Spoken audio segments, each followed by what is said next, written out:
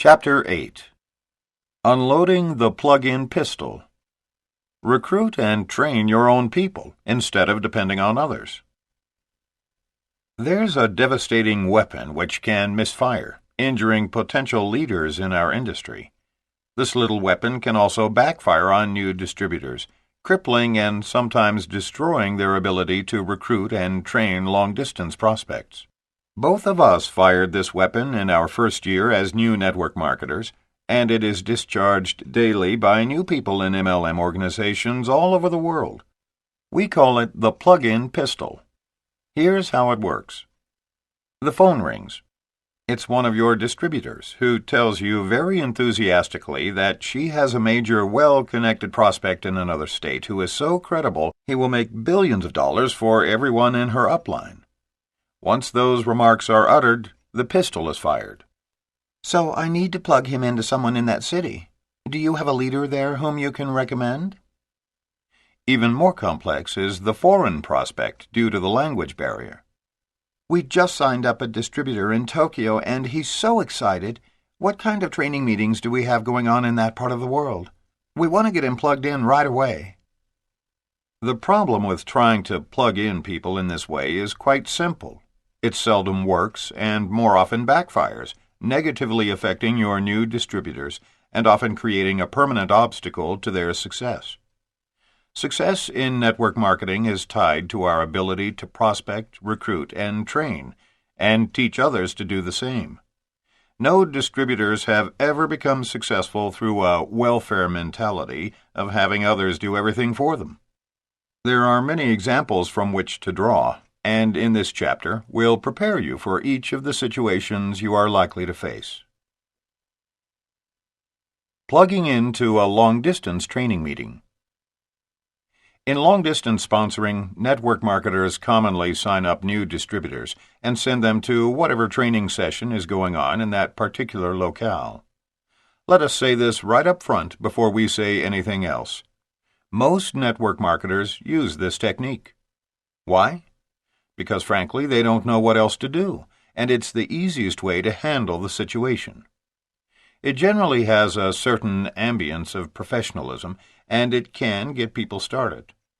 So if you get shot by one of the long-distance sponsoring bullets, you may be only mildly hurt. But beware, you may also be seriously wounded and not even know it yourself, and it can be fatal to your MLM career. Here's the situation. Training is a very personal and critical step in getting your new associate started in the business. As we have written repeatedly, there are many ways to do this business, but consistency is essential to success. Changing systems frequently can be deadly for the unseasoned and even the seasoned network marketer. If you intend to be a responsible, supportive upline associate to your new distributor, then you want to have a strong hand in teaching that person how to get started. This creates a mentality of self-sufficiency that you want to spread throughout your organization. If you leave it to chance, or worse, plug your new protege into whatever training is close by, then you are taking a serious risk. You may be setting up your new distributor for a welfare mentality. Confusion often sets in about which system to use. You have mentioned to your new associate the importance of doing in-home meetings, but the local trainers you've plugged him or her into suggest that prospects be brought to their weekly hotel meeting. Even though you have stressed the importance of personal interaction with your potential business partners, at the local training meeting, your new associate hears about a great new recruiting video that can be sent out to prospects, thereby avoiding any personal rejection. The worst thing you can do to new associates is plug them into a myriad of diverse systems that will leave them floundering. So if you are convinced that systems do in fact matter, then please heed this advice. Be careful when you select a leader or group for your new frontline associates.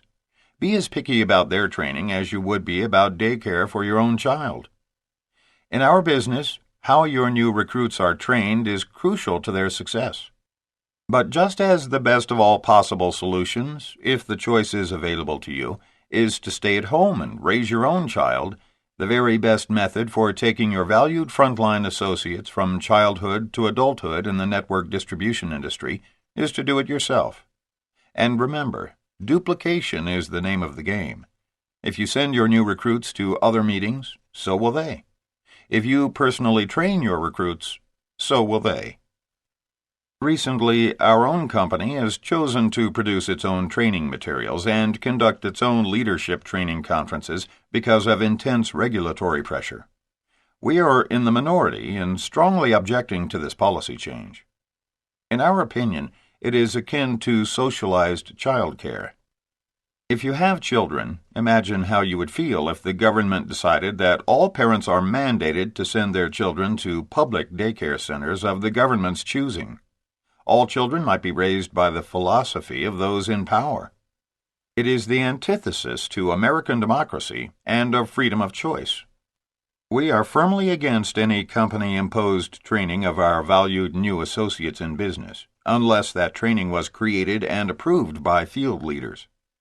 If MLM corporate executives knew how to succeed in this business, they'd be at home with their families, earning 10 times their salaries, not in meetings creating sales tools they've never used themselves. Having them design our training program gives meaning to that old saying, "Those who can, do, and those who can't, teach." But at the same time, we understand why the company has taken this position. The Federal Trade Commission is taking a very hard line with certain well-established MLM companies. If you are with a newer company, less than 5 years old, brace yourself. If you hit the big time in this industry, your turn will come. The FTC is poring over every little detail in the corporate brochures, catalogs, and field-produced training manuals.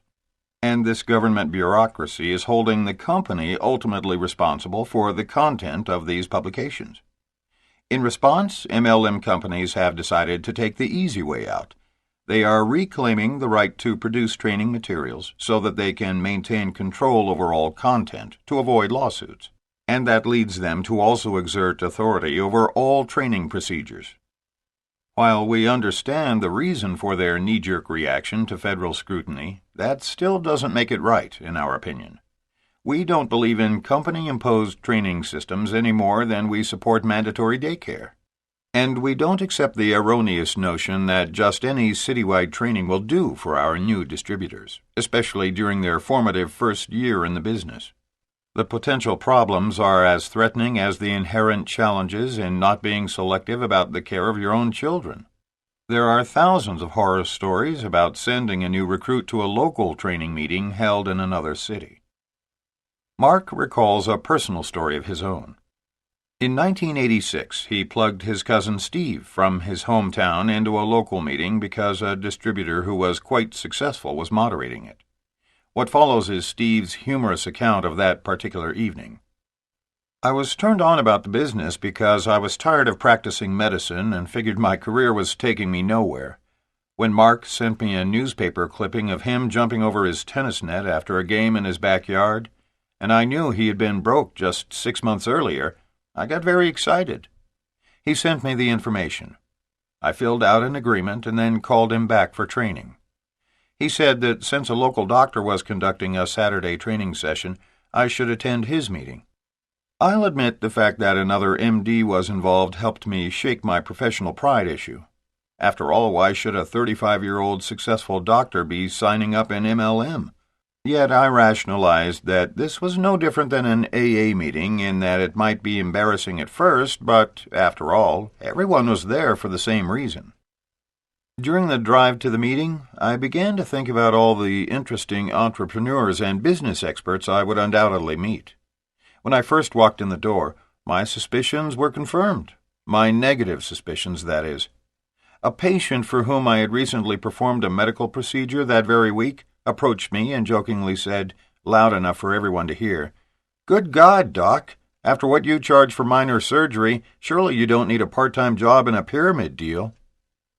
I was mortified and turned 10 shades of red as I noticed a good 10 or 15 people had heard the remark and were now staring at me.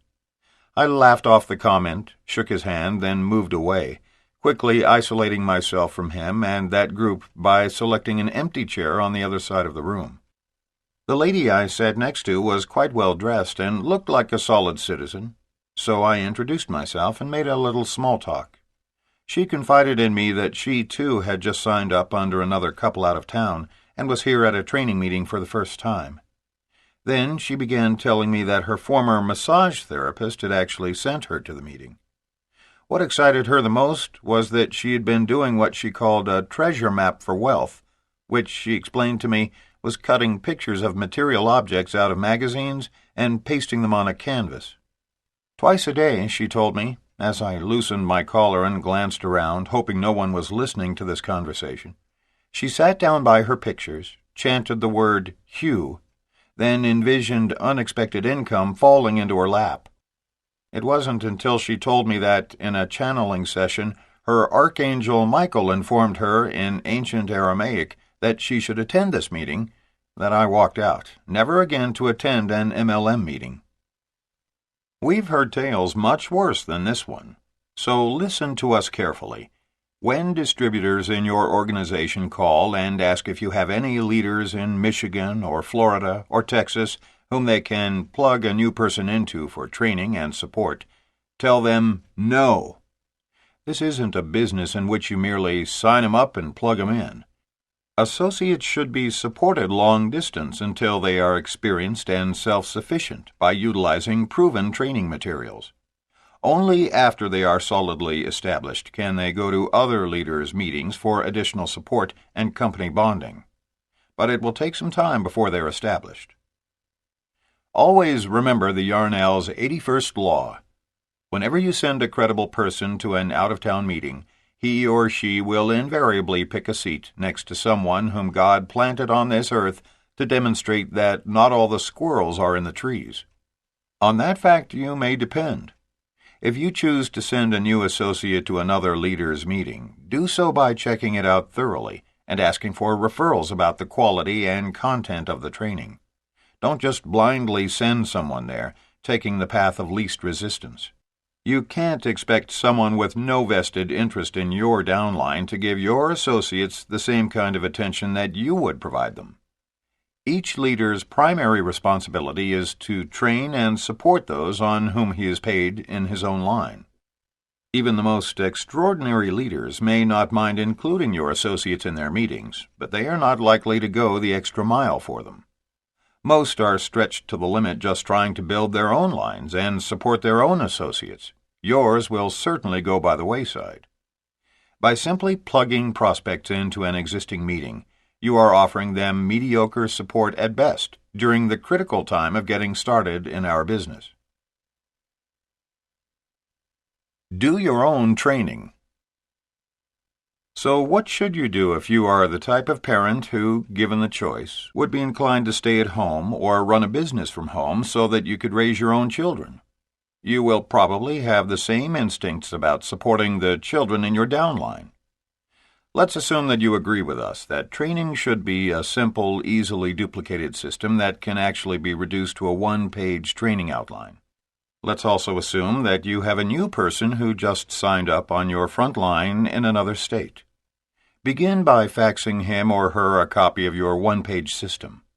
Ask your new associate to look it over carefully and offer to answer any questions in the next day or two.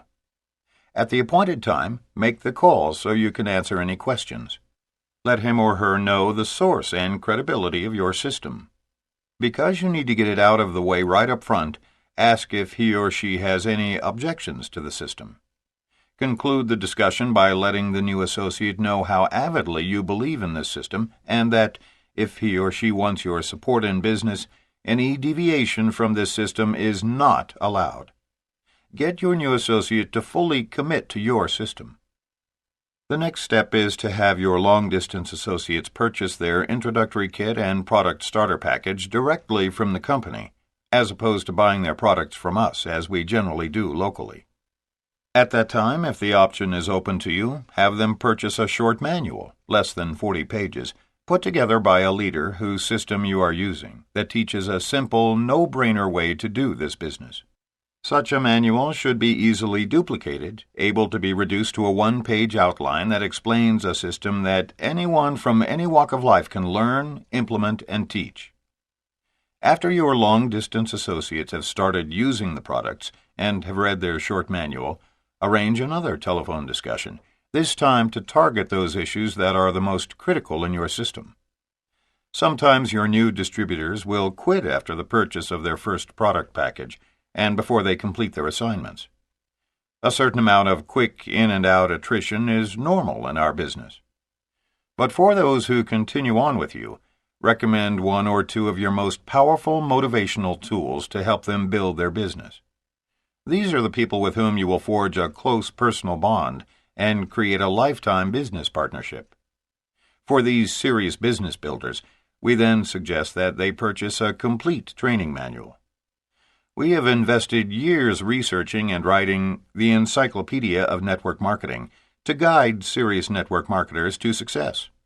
Feel free to use it if your own upline mentors have not already written something similar. We also suggest a weekly coaching session over the phone between you and all serious long-distance frontline members of your group. Insist that they initiate the session using the magic words, "You call me."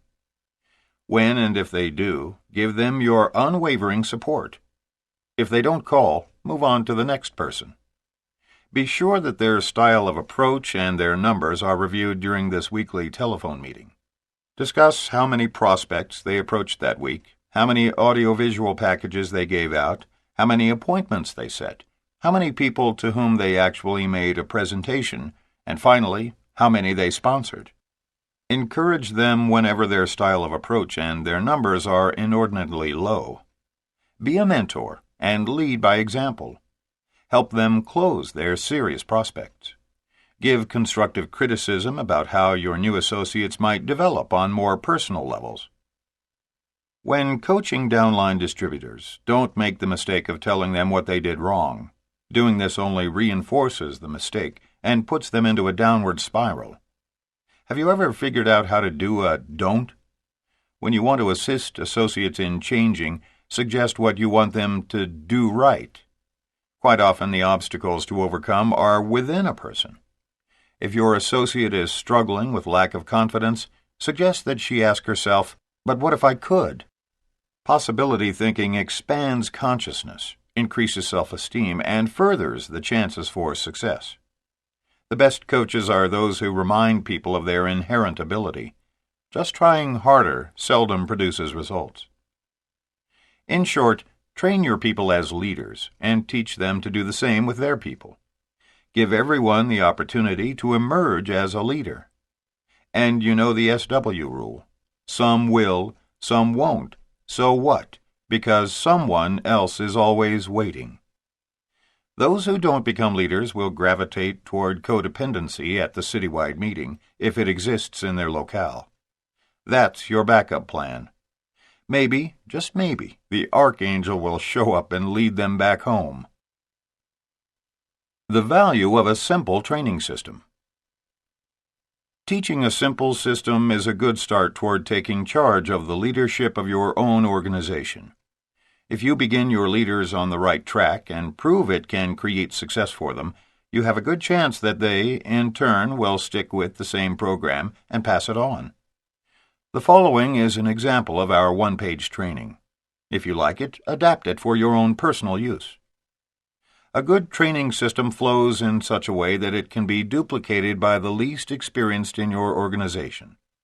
As you can see from the MLM flowchart following the Yarnell Success Training System, it comes full circle, taking your new associates through the process and then teaching them to do the same. The Yarnell Success Training System. Simplicity is evidence of the most advanced teachings. Dr. Emil Cady. The Guidelines. 1. Commit to this proven training system for 1 year or until you reach your financial goal. Because it is essential that you stay on one proven track, we encourage you not to expose yourself to events that teach or promote other systems. 2. Begin by carefully selecting and approaching those with whom you would most enjoy creating a lifetime business partnership, and teach those people who join you to do the same. 3. As you gradually move into the cold market, place more emphasis on the number of people that you approach. Focus on the width of your front line rather than the depth. However, support everyone who asks for your help as though they were frontline. 4. Following in-home presentations or long-distance sign-ups, encourage serious people to phone an upline leader. 5. In order to stay focused, we discourage you from creating your own training materials. Rely exclusively on this proven system for the first year or until you reach your financial goal. 6. Build a customer base among your family and neighbors prior to creating a downline. 7. Focus all of your efforts on building one powerful organization, and never try to build 2 or more lines in different companies. 8. Success depends on believing and investing in yourself. Therefore, never loan money or products to new distributors. 9. Be loyal to your business. Use your own products or services in lieu of other inferior brands. 10. Stay focused on the end result and take pride in your accomplishments along the way. Do not allow rejections, dropouts, dream stealers, and discouragements to deter you from your vision. You are 100% in control of your own mindset and therefore your own future. The system. 1. Attend first step training with your sponsor, held once a week as a group meeting. 2. Fill out an application form. Set up a temporary account and place a product order. 3. Just get 10 personal customers as soon as possible. Having received a product starter package, share your enthusiasm based on personal use and results. 4. Establish written goals and visualize them as already accomplished. Stay focused on the end result and realize that your business plan will be the means to this end. 5. Begin making your warm market list of 2,000 names, prioritizing your top 25 preferred business partners. Set up a card file system by which prospects can be reapproached every 6 months. 6. Get back to your sponsor for a personal strategy session and create a specific plan of action based on your goals. 7. Approach people with the financial security and time freedom possible in our business. Call on your top 25 people, telling them how much you would enjoy being business partners. Remember, it is your enthusiasm that will attract people to your organization. Meet your prospecting goals every day. 8. Provide your prospects with an audiovisual package, introducing them to the timing, trends, advantages, and excitement of our industry. 9. Next, conduct in-home presentations with 4 to 8 prospects at each meeting, all invited from your warm market list, or referrals that come from them.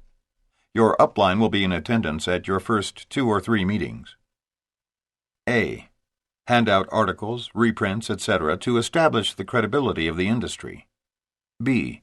Tell your story, in 5 minutes' time, and the story of one of your upline associates who is already successful. C. Explain the positioning and strength of your company. Explain why you chose this one over others. D. Give personal testimonials about the products along with catalog and/or samples for those interested. E. Play a recruiting video that includes company and product info and a simplified compensation plan explanation. Follow it with the board illustrations. Explain challenges most workers face today.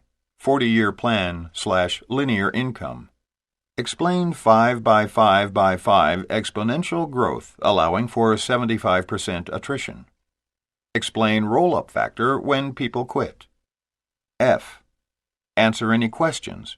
Give serious prospects the phone numbers of key upline associates and encourage them to call or arrange a 3-way call if they have questions.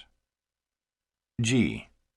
Hand out business overview and close with 3 reasons to join. 1. Wholesale buyer. 2. Business tax advantages and travel write-offs.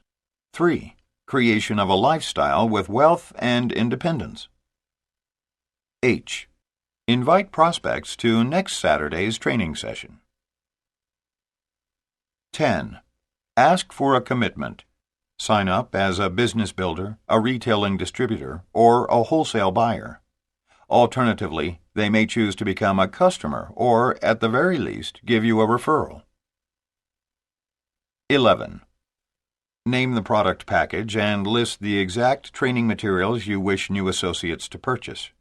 List phone numbers showing where to order. 12. Conduct first-step training once a week for new distributors. Set up a personal strategy session for distributors who have completed the assignments, purchased products, set goals in writing, started developing their list, and building their customer base. The results: dramatic income, absolute time freedom, and the satisfaction of knowing you have helped others to create the same. MLM Flowchart. Pre-approach phone call. Opportunity AV package. Business presentation. Three-way or direct closing call. Commitment to sponsor. Product starter package. First step training. Assignments, customers, goals, and list. Private strategy session. Plugging into a long-distance recruiting meeting. If sending someone to a long-distance training session is questionable, entrusting a valuable prospect to someone else's recruiting meeting without your presence is pure lunacy. It makes about as much sense to us as sending your secretary to an adoption agency to pick out a child for you and your spouse. We wouldn't even send someone else to pick out a pet dog or cat. Why would anyone leave a highly regarded business associate in the care of a total stranger at some randomly selected meeting? When it comes to introducing a prospect to our business, we have one fundamental and unwavering belief. Network marketing should be presented in a small group in a private setting. To do otherwise is to defy the very nature of networking. It is, after all, a business of friends telling friends, not a formal production with lights, cameras, slideshows, and action. If you are introducing your network marketing company to a long-distance prospect, we suggest that you begin with as much personal involvement as is humanly possible, from a distance. Go into this knowing that long-distance recruiting is more expensive than local recruiting. It involves packages, long-distance telephone calls, postage, and more calls. Don't even begin unless you can afford the cost. In your pre-approach phone call, having carefully selected those you wish to contact, share your excitement about the business and the prospect of working together. Send your prospect an audio tape, videotape, or multimedia package that explains, in the simplest way possible, your excitement about the network marketing industry, your company, your product line, and your organization. Look over your package and its presentation, imagining how you would feel all over again if you were the one receiving it. Does it really answer all the questions you had then? Send out these materials only to those who indicate a genuine interest in learning more about network marketing. And don't mail out a greater quantity than you can follow up and support. In all, it's going to take at least 2 one-hour long-distance calls. Use your first phone conversation to tell them the story of how and why you became involved. Get a commitment in advance of a time you can call to discuss the business after they have received the package and had time to look at it. Getting someone to look at your videotape or listen to your audio tape can be a real challenge. That is why we use this method only for select long-distance prospects or an occasional local prospect whom you are unable to get to your presentation any other way. Your closing ratio with long-distance prospecting will be less than face-to-face presentations. Your follow-up phone call becomes a mini presentation. Be sure to highlight the critical aspects of the business, the money to be made, the simplicity of your system for building this type of business, and how you will work closely with them to teach them, step by step, exactly how to succeed. Answer their questions and listen carefully for objections. Use upline support to close your serious prospects. Ask your prospects to call one of your business associates who has more experience and success than you. This can be done either by a direct or 3-way call. Usually more than one phone call is required to progress to the closing point. Now, having made a long-distance presentation through your package and calls on a personal basis with upline support, you are ready to sign them up. Once you have done so, you may choose to have them attend a local recruiting meeting where a respected leader in your company is speaking. As suggested earlier, you need to carefully select the group and its speakers before encouraging your prospect to attend. Under no circumstances should you allow your prospect to attend the training meeting that follows the recruiting meeting unless the training leader is a well-regarded member of your upline or a mentor whose system you are following. If your prospect is still holding back from a commitment because of some objection, you have a serious decision to make. Dispatching your prospect to an opportunity meeting in another city is akin to sending your children to New York City unaccompanied. However, if you are unable to close your prospect in any other way, it may be worth the risk at this point. It is a decision you should make carefully. If you choose to follow this plan, do so if and only if the loyalty is securely established between the two of you. The inherent ethics of network marketing comes from allegiance to the person who thought enough of you to first introduce you to the business. Send your prospect to the meeting with the caution that it is merely a supplemental support to the system you will be using. Call your prospects the moment they arrive home, or at the latest, the very next morning, to get a pulse reading on their reaction to the meeting, the speaker, the guests, and the presentation. Don't assume that all is well once you have discharged the plug-in pistol, that is, once you have sent your potential business associate to a local meeting. You should feel reasonably concerned. You can breathe a little easier once you have followed up with your prospect and received a commitment to follow your system, which occurs about 20% of the time. Plugging into a local recruiting meeting. Even though we don't believe it is effective, we understand why networkers send new associates to recruiting or training meetings in other cities before having personally worked with them. But why on earth would anyone send their valued prospects to another leader's meeting within their own city for their very first exposure to network marketing? It doesn't make sense when, with a simple system, you are perfectly capable of getting them started on the right track yourself. To succeed, you need to share your knowledge with your new associates and teach each of them to do the same. Hotel meetings should be treated only as a backup, a reinforcement, the second part of a 1-2 punch. But no new prospects should have their very first exposure to network distribution in a large, formal setting. Peter Hirsch, author of Living with Passion, recalls his introduction to our industry. My MLM nightmare started during my first business briefing. A friend picked me up to take me to a hotel meeting, which is now, after almost 8 years in the business, something I'm very much against. The immediate impression that hit me smack in the face was, if I join this company, I'm no longer entitled to wear natural fibers. I guess the people running the meeting were trying to give people the feeling that, if we can do it, you can too. But that's not the feeling I got. What I sensed was, nobody in this room knows how to speak or dress, and they probably can't read. I don't want to be with these people. I don't want to be like these people. Help! Get me out of here. I stayed because I didn't have my own car. By the way, that's not a justification for taking guests in your car. The answer is to not have hotel meetings, and whenever you have a business presentation, make it good.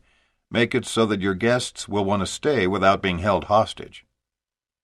When my friend dropped me off at my house, he gave me a product to try. I was tired of arguing, so I just took it. It was a water filter that looked like a thermos. The evening was so awful that I couldn't fathom why anyone would join the company. I imagined someone sitting at the kitchen table with a water filter on his right side and a gun on his left, saying to himself, "Before I go for the gun, I may as well try this water filter thing."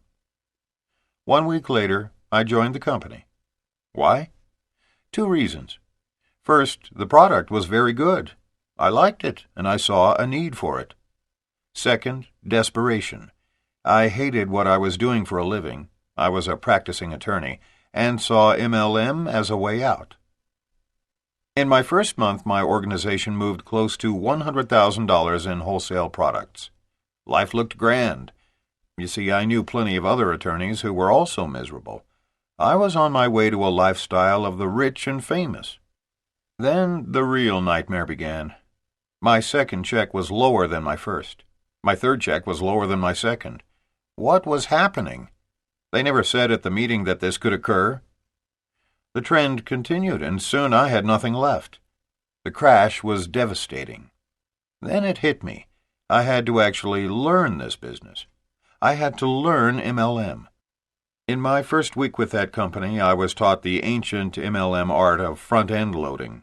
I now realize that there is nothing worse in network marketing, from both a legal and ethical perspective, than suggesting that people purchase thousands of dollars of product that they obviously don't need and likely won't sell. Peter eventually left that company and learned to do the business, like us, in small group settings, personally making his own presentations and doing his own training meetings. What he learned in the process was not to worry about the first order. From hard experience, he shares the belief with us that real volume, as opposed to promotional volume, is the way to build a solid organization. If you build your business or customers on smaller orders, you will always have a business. If you build your business based on front-end loading, it won't last. Instead, you'll end up in the NFL. No friends left. Peter Hirsch is one of the rare people who walks the talk. He not only wrote the book, but everything he does is about living with passion. How much passion does it take to walk away from your company when you are the top distributor earning several times more than you've ever earned in your life because you don't agree with its practices? Peter knows because he did. He has become a close friend whom we greatly admire as one of the most ethical and conscientious young men in network marketing. Issues of integrity. Of course, there are many more practical reasons for avoiding plugging quality prospects into meetings, whether in your own city or others, if you cannot participate.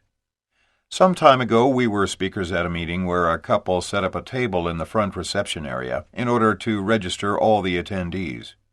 When the meeting began, they simply walked off with the list and the registration money. Later, they began calling those people who were on the registration list. What we discovered was unbelievable. They were actually leaders in a totally different company who used this same deception on more than one occasion to steal prospects from other distributors. That's how insane things can become at large meetings. But let's talk about a much more insidious form of theft, namely prospects being stolen by leaders from one's own company. Not only does this happen, but all too frequently it's perpetrated by those leaders who are at the very top of companies. Sometimes it happens with the full knowledge and blessing of corporate owners and staff, though they never dare admit it. Peter Hirsch called us not too many months ago in a despondent mood and asked if we could get together and spend the weekend. Because we're great friends, of course we invited him over. This young star was a top earner in his company, responsible for recruiting and training a very large organization. We found out that weekend that the corporate leaders allowed another leader, who was given preferential treatment by the company, to steal an entire downline from him. He came to tell us that he had quit and walked away from an income of $30,000 a month. That takes courage, more than most of us have. Fortunately, this is not a common occurrence among company leaders, but it does happen. We've seen company owners themselves face many ethical dilemmas in network marketing. Some companies finally reach the big money only after sacrificing some or all of their reputation in the process. Other companies have insisted on high ethical standards, but have not been able to pull in the big money. Some try to make money from the sale of required, ongoing support materials, audio tapes, videotapes, and printed manuals, instead of from the sale of actual products. We have seen companies charge many times the actual value of a so-called training program and try to pay the downline from these revenues, something that, when investigated, we believe would never pass FTC standards. Like so many of you, we are extremely idealistic in our expectations concerning the network marketing industry. When we first became involved, the industry had a rather poor public image. But we knew the truth. This was a clean, solid industry, having as its preeminent purpose the sale of massive quantities of quality products and services by word of mouth, while paying network distributors what they are truly worth. That's what enables us all to lead quality lives. With the ongoing development of the industry, some of that idealism has been compromised. As we look at various companies emerging today, we see no network marketing company who has made it to the big money, that is, to $500 million in annual sales or more, and not compromised something in the process. No company is in a position to cast the first stone at any other company. However, the ethical lapses in network marketing pale in comparison to traditional business. Last year, for example, the biggest bank in Japan was caught cheating and forced to pay $2 million in fines to Americans. In 1995, 7 CEOs of the largest tobacco company stood in front of a Senate investigative committee with their right hand in the air and swore that tobacco is no more addictive than marshmallows and contains no booster additives. 2 years later, those same corporate heads settled all future lawsuits for $2 billion, with the proviso that they will never again advertise their products. Recently, we saw a Winston billboard at one of the main intersections in our town stating, "We've gone naked and taken out all the additives. No bull." How proud would you be to be involved in that industry? This is our message to MLM newcomers. Take pride in our industry and select your company based on realistic expectations. Select the one that has the very best record based on your values. But we don't believe any company in existence today would receive a check mark in every column. Top money earners, complete harmony among field distributors, respected corporate leaders, level playing field, high ethical standards, perfectly balanced front-end and back-end compensation plan, quality products that are in demand and competitively priced, the potential for longevity, a globally seamless marketing plan, and no more than average attrition. Perhaps one day a company will come along that can uphold the highest ethical standards and break all sales records as well. But even if that never happens, network marketing companies still ethically outpace the majority of traditional corporations worldwide. There is really no comparison. With the maturation of network marketing comes the loss of innocence. Those companies that last more than 5 years have a generally favorable record for high standards. Unfortunately, even in those companies, there is a growing number of distributors who are quite unscrupulous. Given the nature of our industry, unethical behavior can only be controlled by the individual distributors themselves. We can set standards on whom we invite to join our organizations, or by corporate leaders who have the courage to terminate those who clearly violate company policies. If this problem is not dealt with in the early stages, and the wayward networker is allowed to continue operating unethically, there comes a point of no return. Eventually, an unethical distributor will become too big and too powerful to eliminate without bringing harm to the company, and, for that matter, to the entire industry. We can preserve the integrity of our industry by only affiliating with those companies that demonstrate the will to strictly enforce policies devoid of favoritism or selfish greed, as well as by screening new associates in our recruiting, selection, and training process. Simply put, select a company that isn't afraid to terminate a big hitter who breaks the rules. Invite principled people whom you trust into your organization, and train them to do the business ethically. Fear of loss. Get ready for a scary fact. Whenever you suggest that anyone in your organization attend a meeting in another town with no supervision, you must be prepared and maybe even expect to lose that distributor to another leader. Here's an example of how it might happen. Bob has never been involved in network marketing and doesn't understand the simplicity of our industry.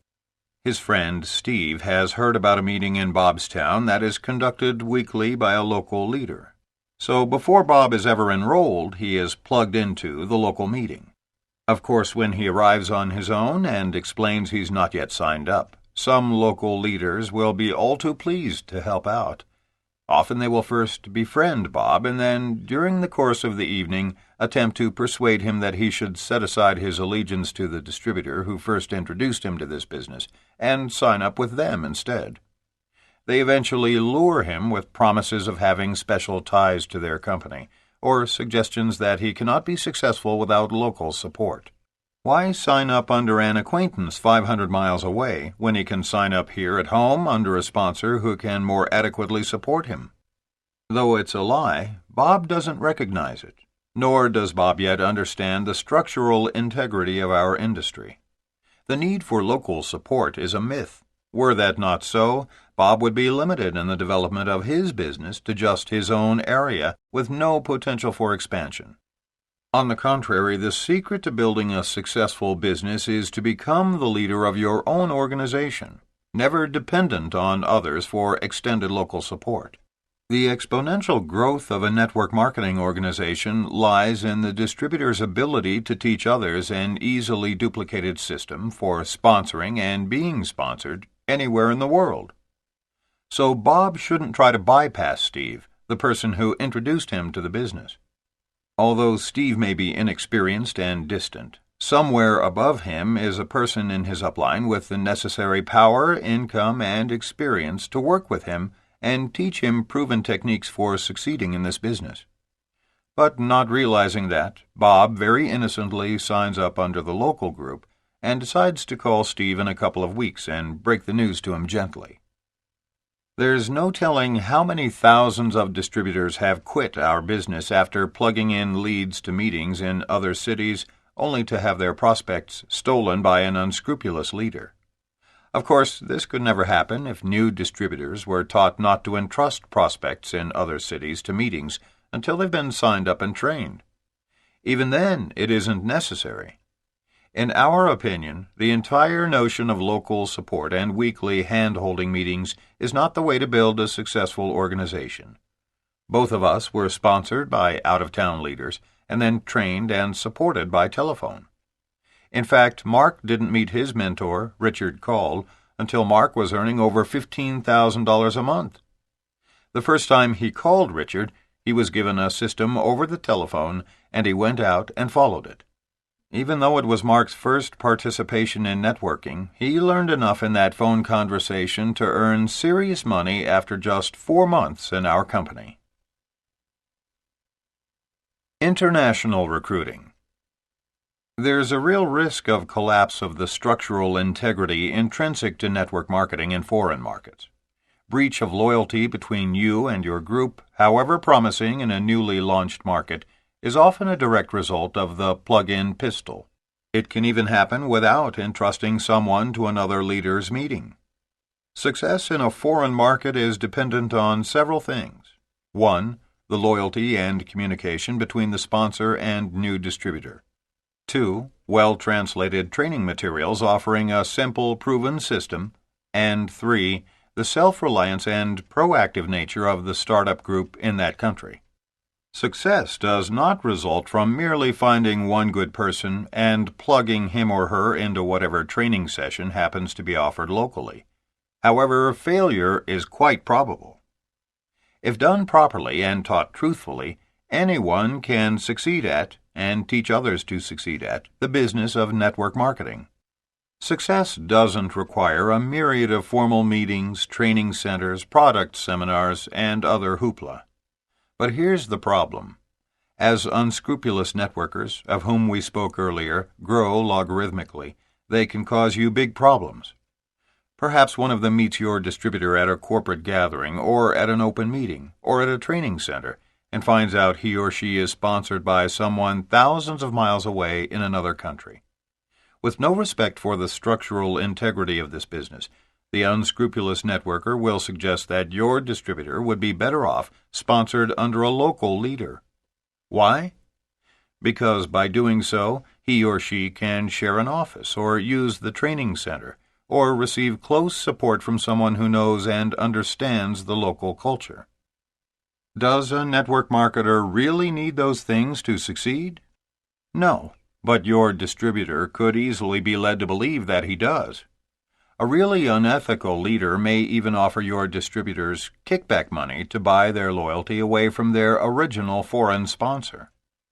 Then your recruits, the shining lights of your hopes and dreams for building an international organization, are taught how to stop ordering under their current ID number, which links them to you. Instead, they are taught to sign up under a new number, and the theft is complete. Then your former distributors are taught how to duplicate this process with all of their recruits.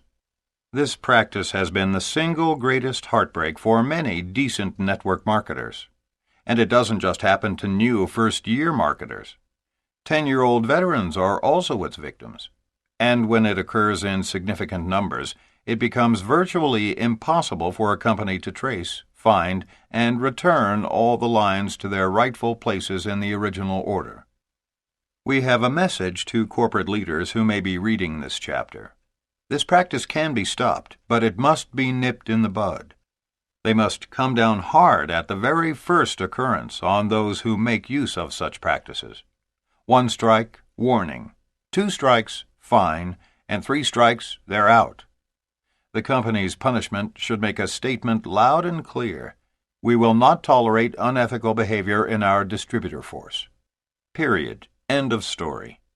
If a company fails to terminate a networker who shows a pattern of unethical behavior, then the precedent is set. The activity will be duplicated and multiplied by the very nature of the business. Once the monster is created, there is no controlling it. The situation we are describing has been experienced firsthand by us and many others, and we can tell you unequivocally that it has caused more heartache than all the other challenges in this business put together. If your company is still young and you have yet to expand internationally, do everything in your power to insist on strictly enforced international policies, including the termination of highly productive distributors if necessary. Once the company shows how serious it is about international policy enforcement, the word will spread. Those who might consider such a practice will think twice, not wanting to risk their termination. But if a company waits too long before sending out this message to its worldwide distributor force, it may be like trying to put the evils back into Pandora's box. Network marketing is a colossal business, and it becomes even bigger when you enter the international scene. Some legends of the business have confided to us that they've lost millions because of pre-launch illegal activities. All that money went directly into the pockets of those who advanced into the country with products and paperwork before its official opening. But what breaks our hearts is that many honest leaders in our industry had their one lead and chance for wealth stolen by such brazen crooks without any company intervention. International recruiting can be difficult, even if you have the financial means to avoid the plug-in pistol altogether, and can personally supervise the new market, taking up temporary residence there. If, for any reason, something feels wrong about a prospect or a meeting, follow your instincts and say, next. Rob Heyman of Pompano Beach, Florida, had been with his network marketing company about 6 months when the corporate leaders made their first expansion into the Pacific Rim. Rob decided to go for it. Why not? The answer to that question becomes clear, as Rob explains. I spent 5 months in Hong Kong and then went to Taipei. One day I was riding in a taxi and found that the driver spoke English quite well. I invited Eagle back to my apartment to show him our business. My upline associate always taught me that if someone was within 3 feet of you and breathing, try to recruit him. Eagle became very excited and said he knew just the man who could build a huge downline.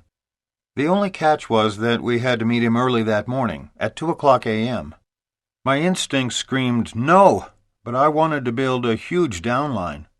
If this guy was so powerful, then I'd go there. Eagle picked me up at 1:30. I wore my best suit. This was a heavy hitter, and I needed to impress him. We drove through several side streets and then down a dark alley. Eagle parked the taxi, and we walked for another block until we came to what looked like a garage with a side door. Eagle knocked 3 times. Someone opened the door just a crack, and the man and Eagle spoke in Mandarin Chinese. My knowledge of the language at the time consisted of, "Please bring me the check. Where is the bathroom? And are you ambitious?" We were led down a long hallway that resembled the tunnel to a dungeon. Finally, we entered a room that was tastefully decorated with 2 chairs, a beat-up sofa, 1 desk, and nothing else. A man finally entered the room after about 15 minutes. Eagle and the man spoke to each other for about 30 minutes. The only thing I picked up on was that the man's mood went from serious to angry to extremely hostile. I kept asking Eagle, "So is he interested?" Eagle kept saying that we'd talk later. When we finally left and were walking down the alley to the taxi, I noticed Eagle kept turning around every few yards and looking back. After we got in and started driving, I demanded to know what the heck had happened. Eagle confessed that a friend of his had borrowed a large sum of money from this man in an attempt to get a major crime boss from the United States to leave him alone. At this point, I told him to stop the cab. I got out and told him to find another sponsor. The second thing my sponsor told me is to do whatever it takes. I now believe this phrase does have its limitations. Cold recruiting in a foreign market can be extremely difficult, especially for a first-year networker. Since that time, Bob has gone on to build an organization of thousands of people in more than 20 countries and is currently at the top of the compensation plan in his company. Think what he could have lost had he let that unpleasant experience get the best of him. He should have followed his instincts that told him a 2:00 a.m. meeting is bizarre. Each company has a variety of ways of dealing with the international market. Some go into a foreign country and find a local partner without opening it to their distributors at all. Others allow only those who have achieved a certain level of success to work in the foreign market. Still others require their marketers to meet qualifications all over again in each individual country in which they choose to build. Others have one seamless global plan, which is open to every level of networker within the company. Familiarize yourself with the international expansion policies within your company. Seek the advice of your upline associates about your entrance into the foreign market in your first year. Depending on your situation and the company you've chosen, it could be the best or worst option of your networking career. As a general rule, we discourage newcomers to the industry from dabbling in the foreign market unless the country is their birthplace, or they have close family there, or their best friend in the whole world lives there. The foreign market is extremely difficult, even for an old-timer. It takes a self-starter with absolute loyalty and a proactive approach, and it takes money to keep the lines of communication open. However, if you are new and are determined to enter the international market, then immediately consult with your sponsor or a successful mentor in your upline and begin to brainstorm exactly how you are going to capture your share of this special market. One thing is certain. If you are able to create a solid leg of your organization in a foreign market, it can be one of the most lucrative undertakings in your networking career. But your success will depend on your personal contact and leadership, not on plugging in your key distributors to some local training center. If you thought long-distance recruiting and training was difficult and expensive, international recruiting is more so. Just as you should do with your out-of-state recruits, you must be willing to take charge of your own group. If you can't make a trip to the foreign market to personally supervise your distributors, always the most effective way, then show them everything you can about the business utilizing phone, fax, email, and mail. If English is understood, then the process is simplified somewhat. There are many industry recruiting tools that you can borrow. Our webpage, for example, has some basic information about our industry and how to select the right company. It is accessible to anyone in the industry who wants to use it at 2 addresses: www.yarnell.com or www.powermlm.com. Most major companies and many MLM leaders have their own company website, fax on demand, and other similar technology set up for recruiting and training purposes. Turn to those technologies used in your own company to pull together the best support materials at hand. While building a foreign market is not easy, with the help of modern technology, it is more possible to succeed than ever before.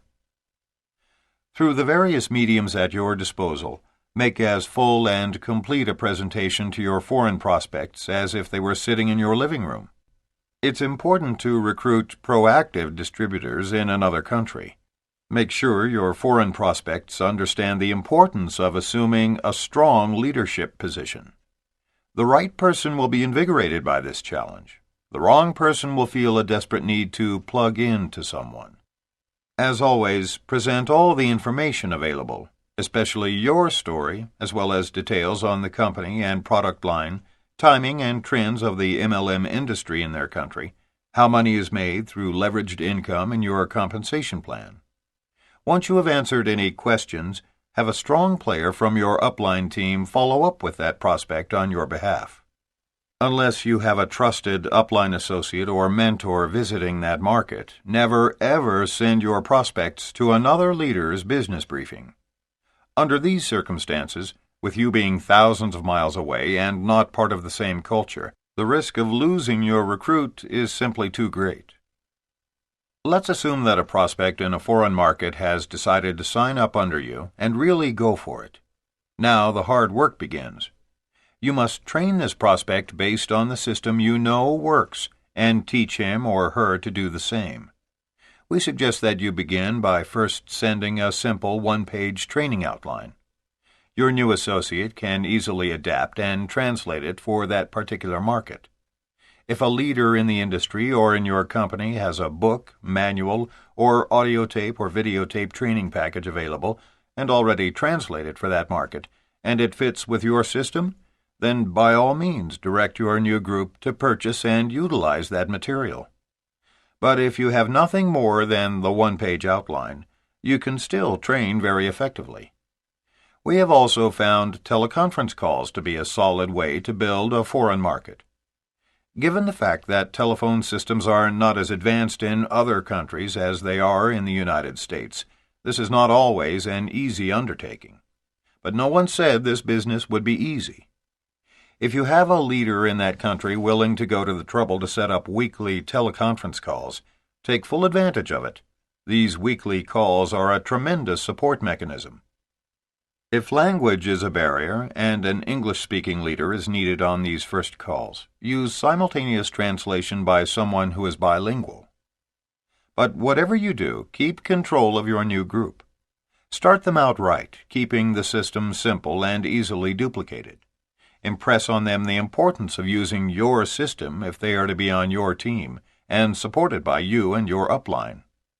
Reassure them that you will notify them when upline leaders visit their country, and that eventually all materials will be translated for them. But the value of getting set up early is self-evident. Our message is a simple one. If you unload the plug-in pistol and take back control of training your own recruits, you will elude countless problems that are of growing concern in our industry. Losing distributors to other leaders simply won't happen to you if you avoid the welfare mentality and choose a self-sufficiency mindset. By protecting yourself and your downline from conflicting systems, you can avoid misfires which cripple new distributors. Take charge of your own organization and teach your people a simple system, which they in turn can duplicate with their recruits. Use your upline for support, but don't expect anyone to recruit and train your people for you. Summary. The plug-in pistol fires each time a network marketer signs up a new distributor long distance and then plugs in that recruit to any local training meeting that is available in that particular city. Select the long-distance leader or group to whom you entrust your new frontline associate with the same scrutiny that you would use to choose the daycare provider for your own child. Just as the best of all possible solutions is to raise your own child, so too is it best to train your valued frontline yourself. Plugging in your new distributors to just any citywide training, especially during their formative first year in the business, can create confusion and cause irreparable damage to their careers. Conduct your own training with your long-distance distributors by 1. Faxing them a one-page outline of your system. 2. Answering all their questions over the phone. 3. Getting a commitment that they are willing to follow your system exclusively. As your new associates move through the process, continue their training by 1. Requesting that they purchase a short manual that expands on the one-page outline. 2. Reviewing the short manual with them over the phone. 3. Recommending to them 1 or 2 motivational tools. 4. Offering to coach them once a week. 5. Conducting individual personal strategy training sessions over the phone. 6. Recommending that they order a complete training manual once they prove to be serious business builders. 7. Closing prospects for them and being available and supportive whenever they call. When coaching downline associates, suggest what you want them to do right, rather than reminding them of what they're doing wrong. Only after you have your new distributors solidly on track should you agree to their attendance at citywide meetings in their locale. The first time your family and friends are introduced to network marketing, they should see the presentation in a private setting. When recruiting long distance, stay personally involved with your new prospects. 1. Do a mini presentation by phone, fax, email, or mail. 2. Send your prospects multimedia information and follow it up with a phone conversation. 3. Use the support of your upline associates for closing. If closing your new long-distance prospect is impossible, check out the kind of meetings being held in that area and encourage your prospect to attend only the business presentation portion of the best meeting. The preeminent purpose of network marketing has always been to consume and distribute quality products by word of mouth, while paying network distributors what they are worth, thus enabling them to live quality lives. You can preserve the integrity of our industry by 1. Affiliating only with those companies that will terminate even a big hitter who breaks the rules. 2. By inviting honest people into your organization. And 3. By training your new distributors to respect the structural integrity of our industry. Some unscrupulous marketers attempt to destroy the structural integrity of our industry by unethically inducing other distributors' prospects who attend meetings unaccompanied to join their own downline by implying that they cannot be successful without local support, which, of course, is a myth. The myth of local support implies that distributors are limited to recruiting in their own city, with no potential for global expansion, which is totally contrary to the nature of MLM. The exponential growth of a network marketing organization lies in the distributor's ability to teach others how to become leaders, who in turn can teach others an easily duplicated system for recruiting anywhere in the world. Success in a foreign market is dependent on 1. The loyalty and communication between sponsors and new distributors. 2. Well-translated training materials that offer a simple, proven system that is easily duplicated. 3. The self-reliance of the new startup group in that country. Success does not result from merely finding one good person and then plugging in that recruit to whatever training happens to be offered locally. New recruits in foreign markets are often tempted to switch their allegiance from their original sponsors to local downlines who erroneously claim that training centers, signing bonuses, cultural ties, and other hoopla are critical for success. It is vital that corporate leaders crack down on policy violations before they get out of hand. As a new networker, don't dabble in foreign markets unless the country is your birthplace, you have close family there, or your best friends in the whole world live in that country, or you have a downline who meets these requirements. With the advancement of technology, Building an organization in a foreign market is more possible than ever before. The plug-in pistol won't backfire and hurt you if you take charge of your own organization and teach your recruits a simple system that they in turn can teach to their recruits.